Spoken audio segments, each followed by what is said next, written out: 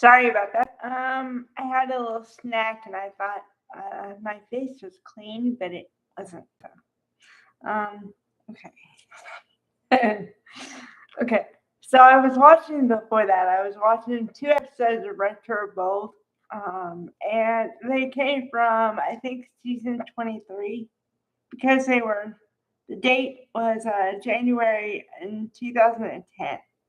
So the soap opera started in 1987.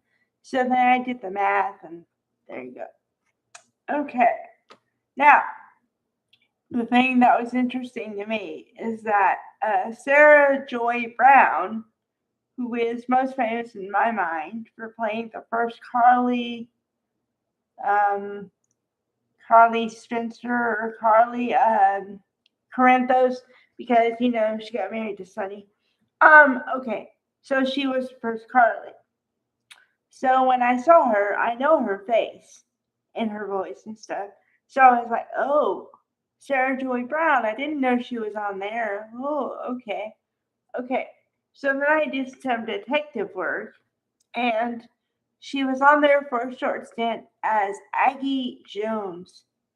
She apparently is going to be the surrogate mother for Bridget's baby. Bridget Forrester. Now, I don't know why Bridget can't carry her own child. I'm sure there's a story involved in that, but I don't know what the story is yet. Um, but yeah, it was good to see Sarah Joy Brown. It made me have memories, and clearly she's a great actress. So yeah, she has range. Um, okay, so we have that going on, but there's a deeper meaning to that too, because apparently she was raped by a man, and they don't want to make it the focal point in the story, although they are trying to catch who did it to her, right? Okay, so we have that going on.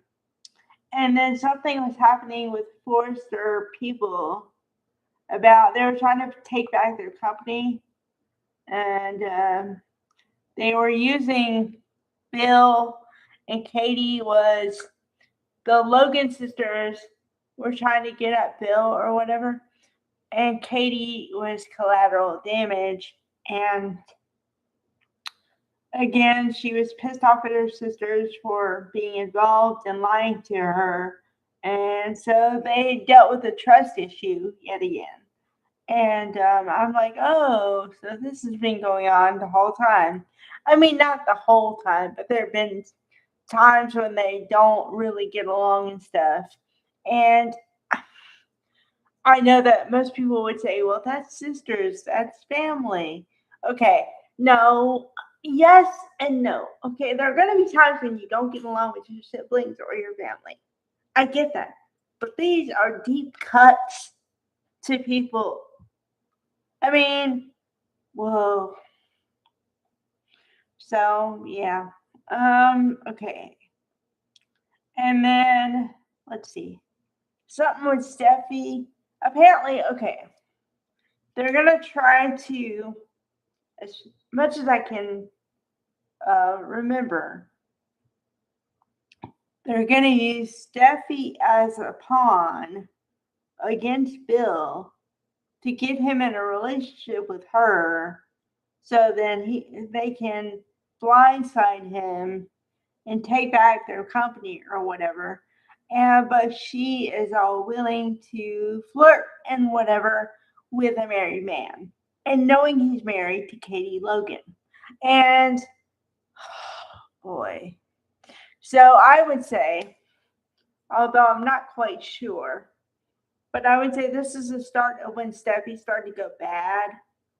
Like Steffi Forrester started to go bad and like play against the rules, go against the rules a little bit. I mean, yeah, you could say that, like, if you go back in time a little bit, you could say that her first going against people's wishes was with Marcus Walton, yeah.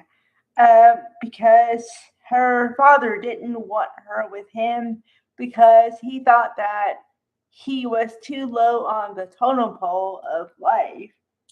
to be with her. And so she went against his wishes for a while, and they dated, or whatever, the characters dated. So yeah.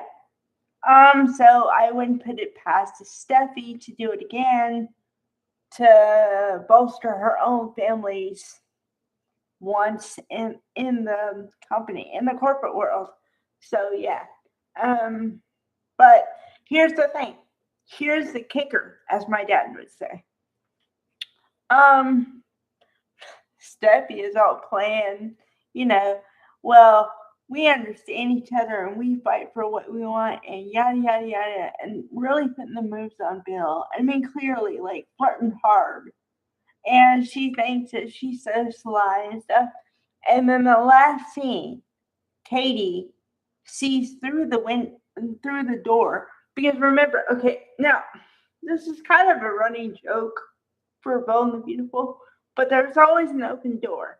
So anybody who's on the other side can eavesdrop about what's going on inside. It's always the case. No one locks the door. Everyone always keeps a door ajar. It's a running joke on that show. So yeah, Katie sees what Steffi is doing, but Steffi is completely oblivious to it. So, yep, very, very interesting. Okay, bye guys.